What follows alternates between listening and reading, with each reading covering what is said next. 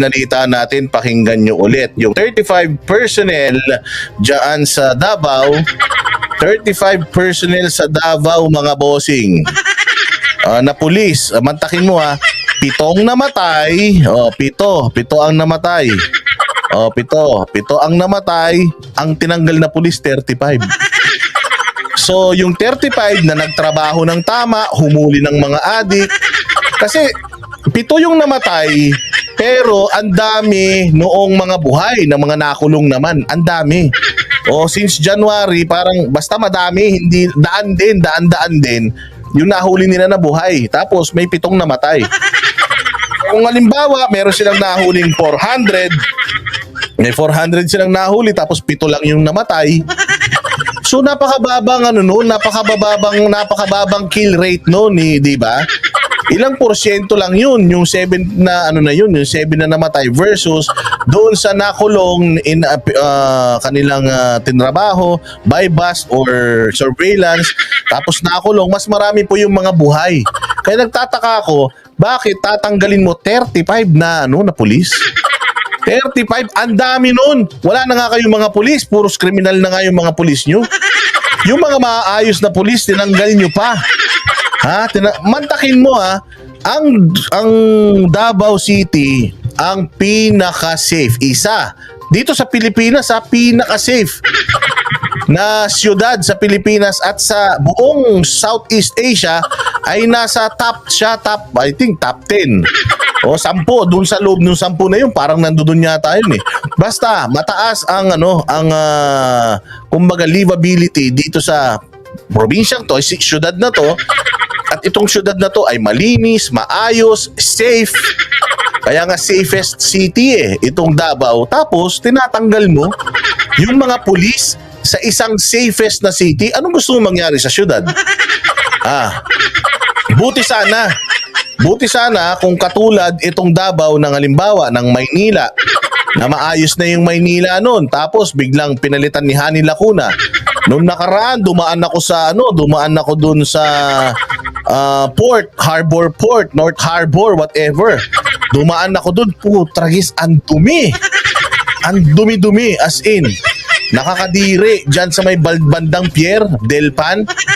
Napakadumi. Sobrang basura talaga.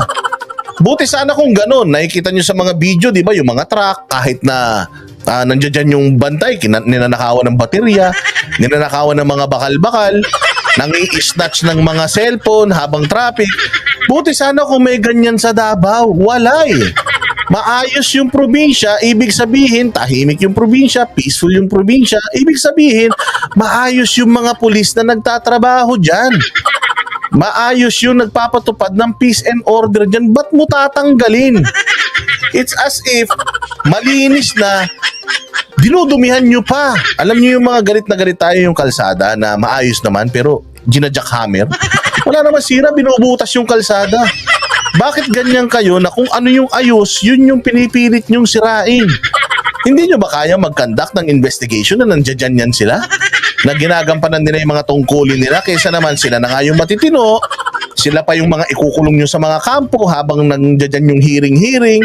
Tapos ang mangyayari na ilagay nyo na yung 35 na bago dyan, tapos sila gagawin nyo, i-re-assign nyo sa ibang mga lugar. So itong bagong 35 na to, panibagong briefing na naman yan. Panibagong kausap na naman yan kay Mayor, itong ordinansa natin. Imbis na sana yung 35 na yan, gumagana na yan araw-araw. Alam naman ni Basti kung yung mga tao niya, mga tarantado eh. Alam ni Basti yun. Parang katulad na lang din kay Pastor Kibuloy. Na kung totoong masamang tao si Pastor Kibuloy, galit si PRD sa masamang tao, sana siya na mismo pumatay dyan. Sabi nyo may DDS, Davao Death Squad, di ba?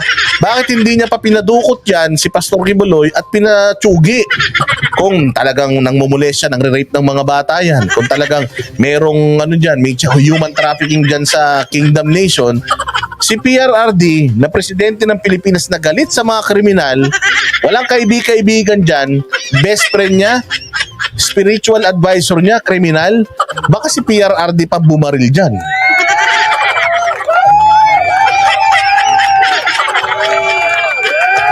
So, yun ang problema. Sabi nga nito, thank you very much, Paytox. Mabuhay ka, Paytot. Sabi niya, testing, iba't ibang amount sa laptop. Abay, thank you very much, Paytot. Pag nagpunta ako Singapore, ililibre kita ng laksa.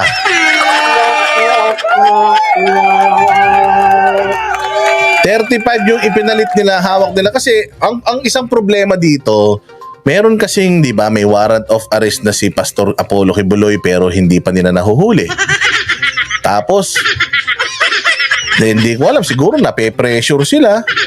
Kaya siguro pinalitan. O so ngayon yung pinalit nyo, anong plano nyo? Mga tarantado yung nilagay nyo dyan para hindi sumunod sa proseso? Kasi yung mga pulis sa, sa Davao, sumusunod dyan sa sistema.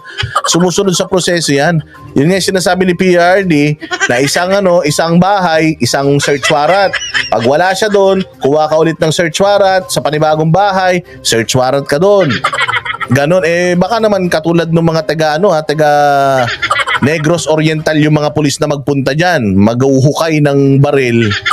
Kutsa, gagalaw pa yung CCTV gano'n, tapos huhukayin yung baril.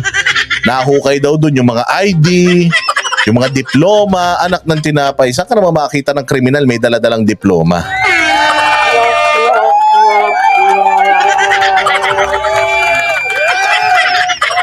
So yun ang problema natin mga bossing. Malupit itong ginawa nito at nakakatakot ito kasi baka mamaya nga this is in preparation na dyan sa ICC na yan.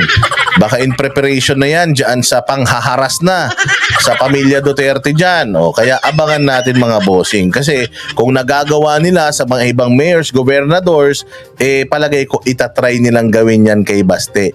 Pero hindi kayo magtatagumpay. Bakit?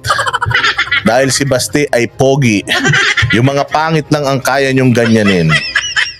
Nagpaliwanag na ang Philippine National Police kaugnay ng biglaang pagsibak sa 35 PNP personnel ng Davao City Police Office o DCPO dahil sa umano'y War on Drugs campaign ng Duterte administration sa lungsod. Si Mayor Baste naman kinondena ang ginawa ng PNP at umasang hindi politika ang punot dulo nito. Si Paul Montibon sa report. Kasunod ng biglaang pagtanggal sa 35 na PNP personnel sa lungsod ng Davao ay nagpaliwanag ngayon ang PNP sa nasabing issue.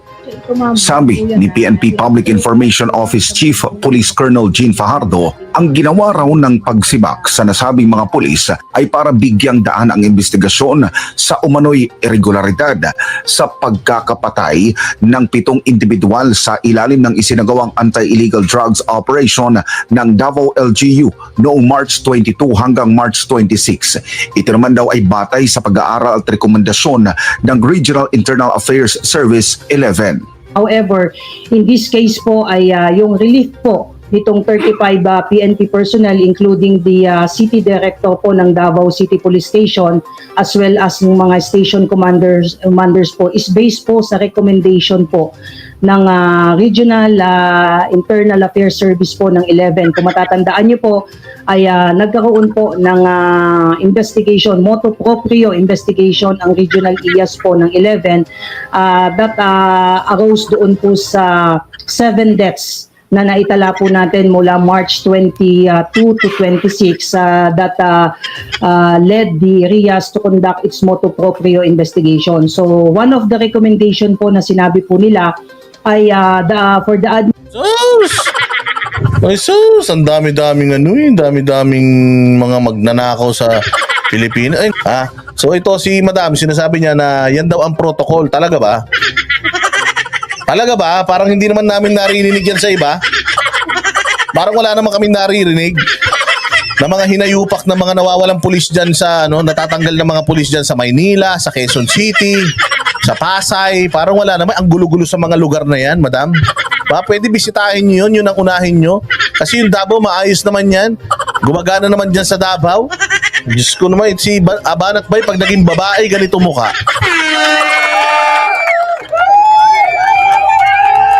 O yan mayroon ng site, reefside.com.ph. May komisyon ako dyan.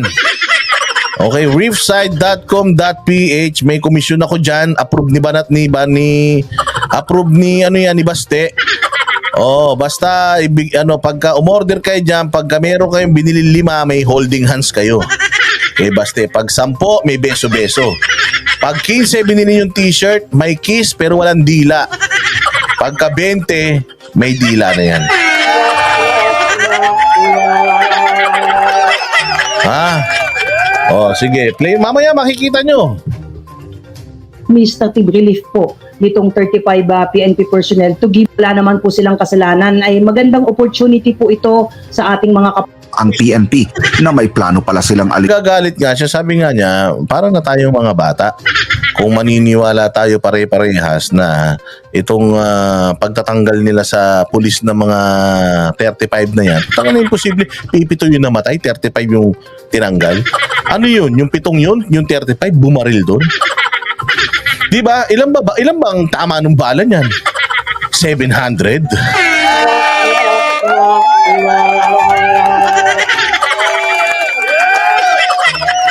O yun ang problema dyan. Kaya nga sabi nga ni Baste, nek-nek ninyo. Kaya I need to hear, kasi narinig ko na yung sinabi ng PNP, but I also need to hear from the President and the DILG. Why? Why are you trying to stop the war on drugs? These people, I trust these people, and these people is working for Davao for the longest time, and Davao is the safest city in the Philippines. So why we are considering that we are surrounded by yung mga rural Muslim provinces, ang aming probinsya ay nananatiling safe. Alam naman natin sa Mindanao may mga napakaraming entities diyan, hindi ba? Pero yung pong Davao ay actually zero insurgents diyan sa Japan. Diyan sa Davao, zero insurgents. Ibig sabihin, walang rebelde diyan. Walang rebelde sa Davao City, na itaboy na nila lahat ng rebelde diyan. Nabago na nilang buhay ng lahat ng mga rebelde dyan at matitino ang buhay ng mga tao dyan. Bakit nyo kailangang pakialaman yung probinsya na maayos naman for the longest time yung pagpapatakbo?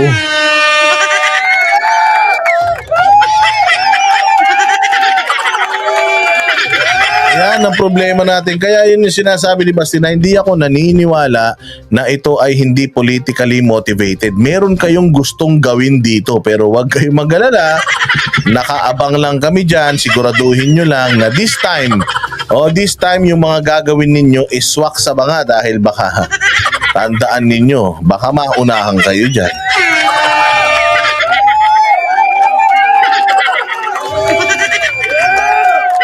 Di ba? So yun yung sinasabi ni Basti dito. Kaya aabangan natin to mga bossing, kasi isang nakikita natin dito is yung issue nila kay Kibuloy, dahil hindi pa po nila nauhuli. Pangalawa, baka yung ICC, baka biglaan na lang tayong sumulpot yung ICC. Tapos biglang andyan na, nakikipag-cooperate na pala yung mga pulis. Tapos since bago yung mga pulis dito, hindi nila kilala si PRD. Pero tandaan nyo, yung mga pumalit na pulis, 35 kayo Pucha, tandaan nyo, pinataas ni PRD ang mga sweldo nyo. Hindi nyo yun utang na loob sa kanya. Pero ang ibig ko lang sabihin is, mahal kayo ni PRRD, kaya sana mahalin nyo din siya.